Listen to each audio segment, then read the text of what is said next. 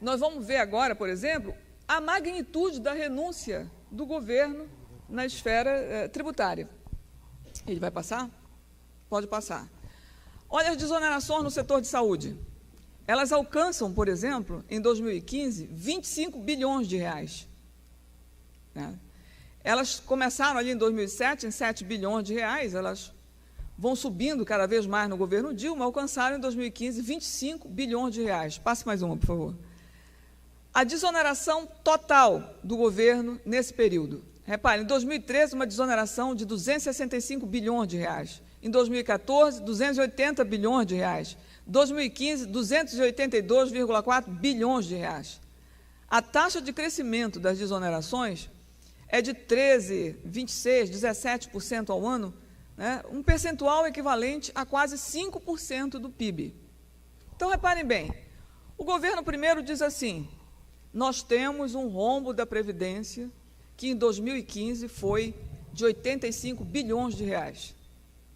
É o mesmo governo que faz uma renúncia tributária de 282 bilhões de reais.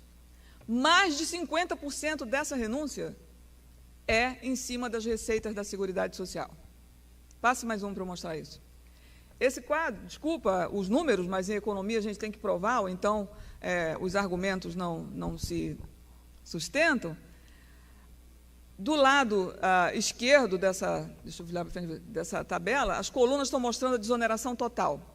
Essa parte branca é a desoneração com as receitas de Seguridade Social. Reparem que as renúncias em cima da contribuição previdenciária, que é a renúncia sobre a folha, a renúncia sobre o recolhimento dos empregadores, sobre a folha e dos empregados também, chegou a alcançar 54 bilhões de reais.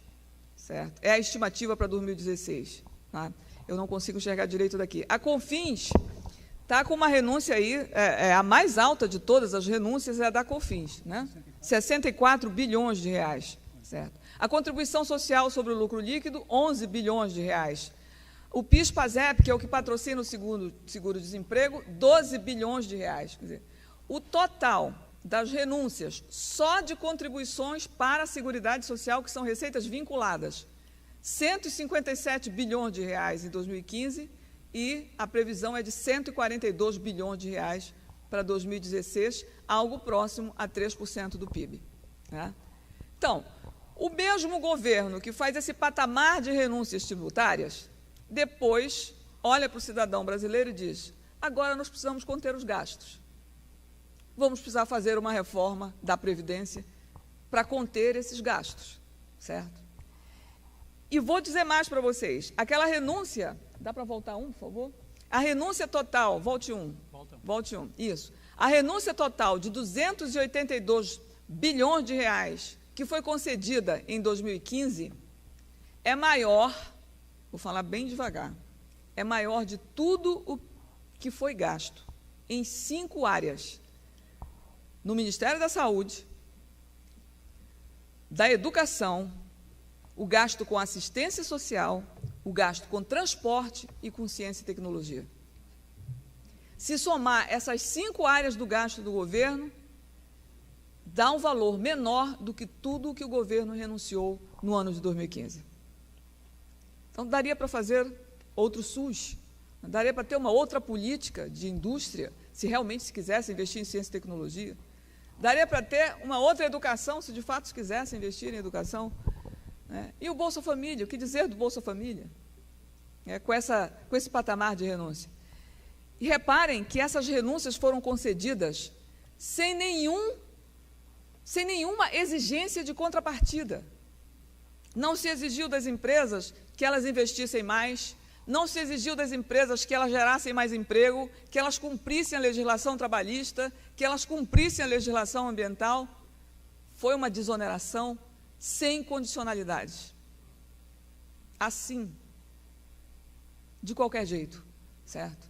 Bom, eu tenho que dizer para vocês que eu não posso concordar que nós tenhamos uma crise fiscal, porque nós temos recursos para ir buscar, né, revendo essas desonerações, retirando privilégios e voltando atrás de uma política que não deu certo para estimular o investimento privado. Isso acabou se transformando, como a gente viu, em margem de lucro para as empresas. Pode passar mais duas, por favor. Duas, isso. Reparem que depois que aconteceram essas desonerações tributárias em massa, principalmente na área de Seguridade Social, e que o investimento, pelas razões que eu coloquei anteriormente, não reagiu às políticas do governo, a receita da Seguridade começou a cair. Esse gráfico mostra que, a partir de 2011, a taxa de crescimento real da receita da Seguridade Social começa a desabar, até que ela tem uma taxa de crescimento negativo em 2014 e em 2015. Né? Mas isso, reparem, se existe um déficit na Seguridade Social, esse déficit é conduzido, sobretudo, pela queda de receita. Né? A principal condução desse déficit é a queda de receitas provocada pela política macroeconômica do governo, que é recessiva. As taxas de juros voltaram a subir, o governo fez contenção de crédito, chamando de políticas macroprudenciais. Enfim, a nova matriz macroeconômica foi desastrosa e não é por outro motivo que a presidente Dilma depois se fragilizou politicamente até chegar ao resultado que a gente sabe que está acontecendo hoje e amanhã. Porque a questão econômica pesa muito aí nesse debate político. Passe mais uma, por favor.